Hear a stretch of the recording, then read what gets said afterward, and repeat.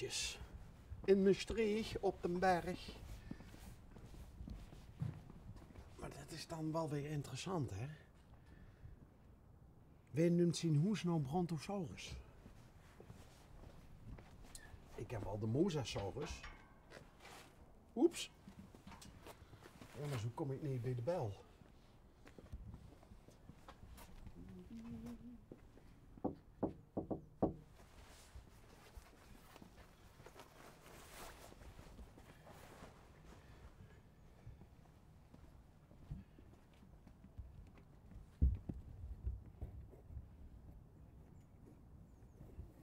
Daarboven bewogen de...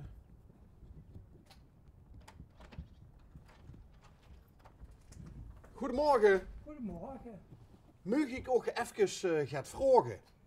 Vraag je nergens. Nou, is dat niet te koud voor u? Ja, doe even een jakker op. Ja, doe je even een jasje aan. Ja. Niet dat me je in mijn zwemveld dadelijk van...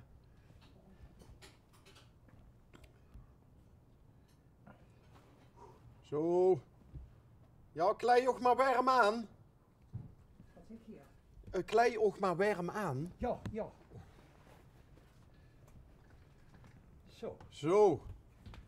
Met wie heb ik het genoegen? Met Maxime Lahey, rustend huisarts. Lahey? Lahey. Lahey. Ja. Wat een prachtige Maastrichtse naam ook. Ja, dat is echt Maastrichts. Maxime Lahey. Ja, dat is echt Maastrichts. Er zit er ook groeit op, hè? Ja, Op gelukkig. Maastricht. Ja. Geboren en getogen. Ik ben geboren en getogen. Ja, Mag ik een huisarts in rusten de hand schudden? Of, ja zeker. Zeker. Ja, zeker. Stevige handen, daar houden wij van. Ja, Meneer Lahey, of mag ik Maxime zeggen? Maxime, ja, zeker. Maxime, kent je het programma Onderweg van L1 toevallig? Nee, ken ik niet. Dat is een programma wat we nu 8,5 jaar maken. We gaan à l'improviste door de ganse provincie. En als we iets zien wat ons triggert, dan proberen we met de lui een gesprekje aan te knijpen. Ja. En dat levert natuurlijk verrassende, ontroerende, grappige verhalen op. Dat kan je me voorstellen, ja.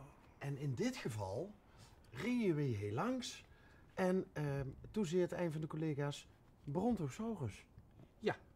Nou ken ik de Mosasaurus, als we het over Maastricht hebben. Ja.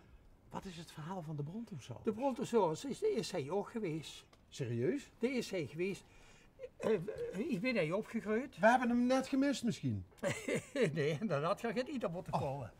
Maar veel spelden altijd bij de NC-groeven. Die verkleind worden. Ja. En dan vond er voor daar altijd voor die haaientanden en gebitjes enzovoort. En dat brachten we naar het Natuurhistorisch Museum. En de conservator daarvan, die nam dat in ontvangst en die vertelde dus dan verhalen over wie dat gegaan was. Die zag, hier was vroeger een tropische binnenzee. En daar kwamen die gebitjes vandaan. Vandaar dat ik, wie over de opwarming van de aarde ging, toen dacht ik, ja maar, ik heb eens daar gaan kijken, in de beuk gaan kijken. En daar stond in, dat is gewoon een golfbeweging, dat is altijd warmer geweest, kouder geweest enzovoort. Toen dacht ik, dat kan kloppen, want anders had het geen noets. Kost hij nooit in een tropische binnenzee zien geweest. Dus ik heb dat ook wel eens in de Telegraaf, wat u zegt, heb ik dat ook wel eens geschreven. Omdat dat bleef ik raar vinden. Ik bleef het raar vinden tot de lui nu allemaal sturm lopen en zeggen, jongens, het gaat allemaal opwarmen. Terwijl er genoeg literatuur te vinden is die zegt, ja maar vroeger is het ook opgewarmd. We hebben een winterperiode gehad, we hebben geweldige hitteperiodes gehad. Dus het is eigenlijk een beetje een natuurlijke golfbeweging. Dan kun je natuurlijk wel het menselijk ingrijpen bij. Hè? Dat is natuurlijk zo. We versterken het met z'n allen. We versnellen het. Voorzien van de ganse schepping is de mens het slechtste en het grootste roofdier. Voor vervuilen het water wat we moeten drinken. Voor vervuilen de lucht die we moeten inademen. Voor vervuilen het eten wat we drinken met herbiciden en pesticiden. Het is meer dan schrikbarend. daar is geen enkel dier die dat zal imiteren. De mens is eigenlijk het domste wezen van de ganse schepping. Ga ik maar eens na, wie dit nu zo gaat. Wie vervuilt nu zijn essentiële levensbehoeften? Dat moest de mens voorzien. Dat is toch raar? Ja, heel vreemd. Ja, dat is heel vreemd. Heel vreemd en heel opmerkelijk. En het is ook zorgelijk. Het is zorgelijk. En wat we nu aan doen zien, nu hebben ze die energieprijzen hoog gegooid. Nu konden lui allemaal hout stoken. Voorkomen hij in de buurt van de log. Dat voor alles wordt te sleten, zeggen doe maar weer touw. Dat is nou vooral van die wijt dat weer weg. Maar als het in de slaapkamer hebt, of in de was hoort achter op de lijn, dan is dat niet zomaar weg. Dus we maken het alleen maar erger. Merk je er iets van, dat het, Heel dat het hier in de lucht zit? We hebben daar, aan de Moer, heeft de gemeente Bestreeg een meter bevestigd. Dat vier keer dus zien wie het hij in de buurt toe. Er hangen meer De meters. fijnstofmeters? Fijnstofmeters. Het is rikstig kapot, is het zuus. En dan woont ze hier zo fijn in... De woont zij prachtig, maar we hebben er een janboel van gemaakt.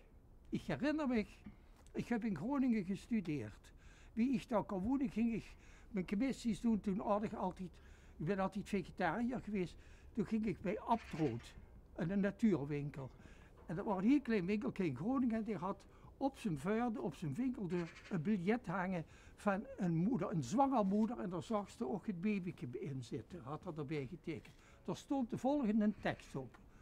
Als wij ten behoeve van onze economie ons vruchtwater moesten bevuilen, dan deden we het. Dat heb ik nooit vergeten. Dat is ook wel een heftige, hè? Dat is een heel heftige, maar er reed wel gelijk. Denk maar eens nou, wat zien we gaan doen? Hoe zijn we mee bezig? Een zootje ervan het maken. Ja. Dat hebben we eigenlijk al Dat gedaan, hebben we hè? gedaan. Ja. We hebben er eigenlijk een grote rommel van gemaakt. En hopelijk wordt het nu ietsjes beter. Met de inconsequentie van het beleid. Straks is het hij, nu. Moet je voor de aardigheid eens hij komen filmen om 12 uur, 31 december, wat hij de log ingeet. Wat gaat Bestreeg loopt de berg op. Dan is het hij oorlogsgebied en de kind mist alom van de stank. Wie liet dat nu toe? Terwijl het dan zo slecht gaat met de log. Dan moest het toch zeggen, jongens, doen we met elkaar niet. Omdat er waarschijnlijk geen capaciteit is om te handhaven.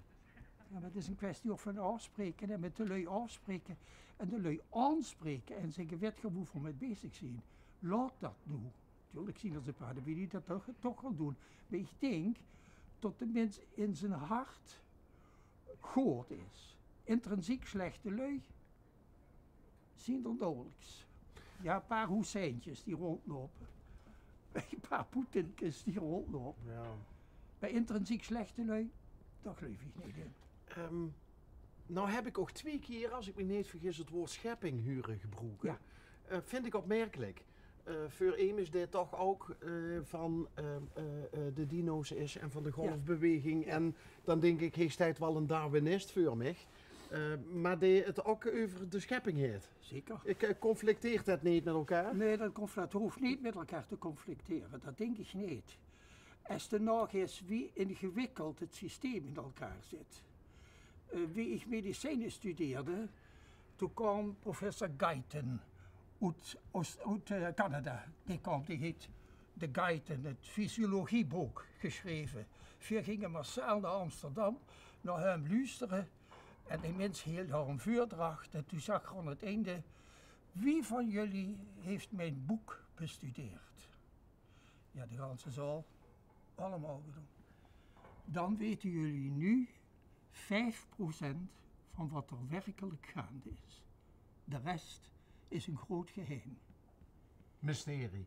Mysterie? Om dit systeem te begrijpen is een mysterie.